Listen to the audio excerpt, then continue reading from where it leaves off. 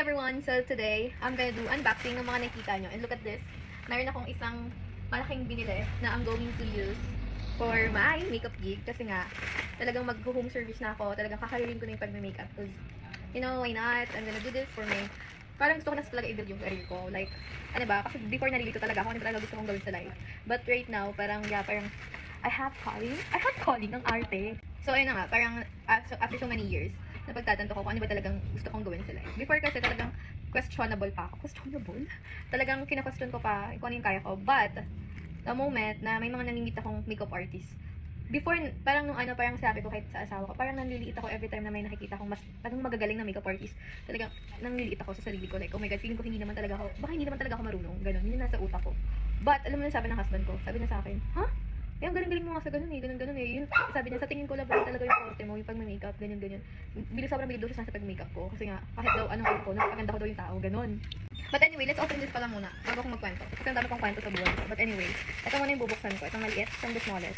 Ito ay yung lash, sa lower lashes. Ayun siya, ito yung gagamitin ko. Yung pinaka-basic lang, parang hindi super, you know, pinaka-super bongga yung makeup. Kasi ito na nga yun. Parang, yun nga, kinanta ko sa husband ko na parang naliliit na ako every time na may mga namimit ako makeup artist. Kasi nga, ang gagaling talaga nila. I swear, wala talaga akong doubt. Talagang gagaling nila. And then, alam mo ba, ano sabi ng husband ko? Sabi niya, malamang, araw-araw nag-makeup yun, gagaling talaga yun. Ganun. Ako kasi guys, di ako sobrang akala nila na everyday ako naka-makeup, but hindi. May mga times na sobrang tamad-tamad ako mag-ayos kahit sa sarili ko. Or, bawa magpa-makeup sa akin. Tapos pag wala talaga ako sa mood, wala talaga. Talagang nagka-cancel ako kung nagpapasa ako ng client sa iba. Kapag ayoko. Kapag wala ako sa mood, ayoko talaga. Ganun. Talagang, kasi ayoko, natamad ako eh. Pero ngayon, hindi na ba din ganun? So, I'm gonna do unbox this from The Colorist. Kasi nakita ko lang siya sa makeup artist ko. Hello, Ate G. Ate Glambay G. Ate Janelle. Nakita ko lang sa vlog niya. So, yeah, ito yung pinili ko. Ano lang to, brushes. Dalawang brush yung nabili ko. Ito. From Blush On and then itong pang nose contour. Tapos ito lang tong dalawang eye patch. Kasi nga, yung mga binili kong iba, hindi nagsascan. Hindi ko alam kung ano yung problema yung The Colorist. Pero parang ayaw lang pag-gastusin. Kaya yung mga iba ko nabili, hindi na-scan. Sayang. So, kakairing ko na talaga yung pag-makeup ko. Kaya binili ko itong malaki na to. Feeling ko talaga investment ko to kasi taon ko na siya since before yung nag-service ako. Talagang ang daming beses ko siyang pinag-isipan kung bibilhin ko ba. Pero ngayon, dahil sinabi nga ng husband ko, nakalirin ko na yung pag-makeup ko kasi nga sabi niya din naman daw ako magaling. Kasi nga hindi ako magaling sa lahat ng bagay, but when it comes to pag-makeup, parang feeling ko ayun talaga yung kaya kong ipagmalaki na kaya kong mag-makeup sa sarili ko and sa ibang tao. Ganoon. So before ko tayo open, ito ng mga to. Ano ba to? Nakalimutan ko na yung kasi nga may gig kami. May gig ako ng Monday. Unang service ko ng taon. Unang home service ko ng taon kasi nga diba hindi na nga tayo nag-makeup. Talagang sabi ko kung mag-makeup man ako kayo ang pupunta sa akin kasi ayoko ng home service. Kasi nga alam niyo yun, makakapagod. Pero ngayon kailangan ko mapagod para malaman kung buhay ako. Ay, basag! But anyway, ito yung isa ko pang binili. Ito yung basurahan. Ito yung kapag nag-makeup ka, tapos gagamitin yung mga disposable. Siyempre, kailangan mo na may basurahan ka para hindi ko saan nilalagay. Nakita ko lang din to sa mga makeup artists. Ayan o, ganyan siya. Little trash can. So, lalagay mo siya sa isang gilid, tapos doon mo lalagay lahat ng bulak, lahat ng mga disposable. Dito matatap, hindi ka na mahihirapan, di ba? Ang arte. But anyway, it's part of the, being a makeup artist. Ganun siya, normal siya. And gusto ko bumuo ng setup ko talaga. Yung magandang setup pag home service. Kasi nakikita ko rin. And yun pa yung mali sa akin. Parang feeling ko, every time na may makita ko magandang setup, kailangan din hindi pa ganito ganyan. Ate mo kasi girl eh. Susunod ito naman. Ito anong to, blue. Ito yung glue na gagamitin ko. Kasi itong glue to, subukan na to, dahil.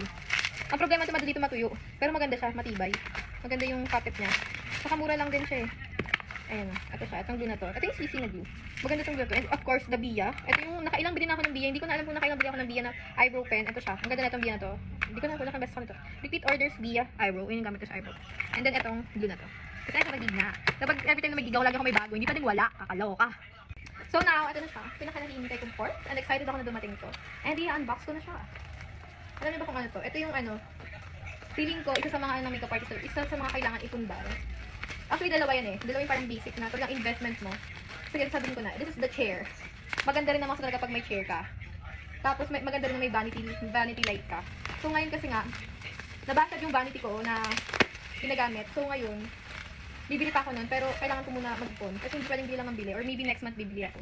Pag sa mga home chair, maganda kasi may vanity ka talaga. Pero ngayon, sa chair muna ako. Kasi medyo, mataas din ito, mahal din ito ha. Nasa 2.5 din yata itong kukuan na ito.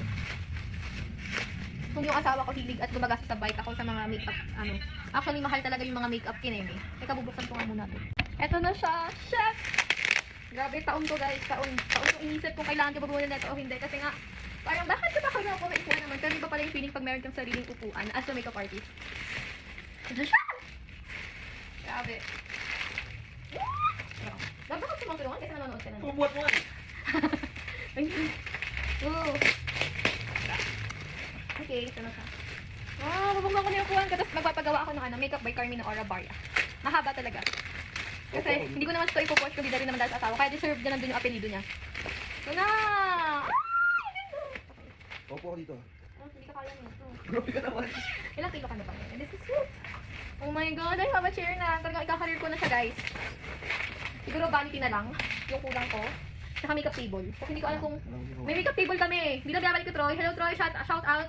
Baka gusto mo na ibalik yung makeup table. Yung table namin. Ayan. Ayan siya ganyan. Wait lang. And then, pupush siya sa ganyan. Yung sa likod, nagpapalagay ako ng makeup by Carmina Aura. Magpapagawa. Pakak. Ay! Paano to? Ako muna. Siyempre ako nauupo.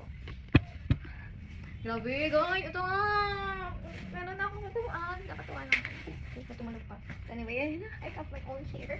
Nandito po yung client ko. Or, pag may pupunta, upuan na siya. So, yeah. Gusto niyo share ko yung link. Paano pag matangkad yung client? Oh, sa 28 inches lang to, sakto lang.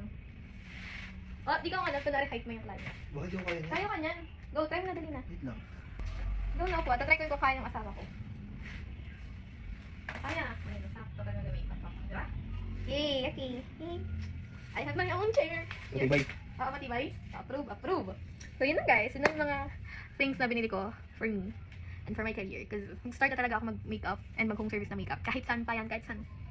But, and guys, as much as I can, na kaya kong maging, yung rate ko is affordable and kung kaya ng negotiation between me and my client, I will do my best hanggang sa kung ano yung kaya ng budget natin.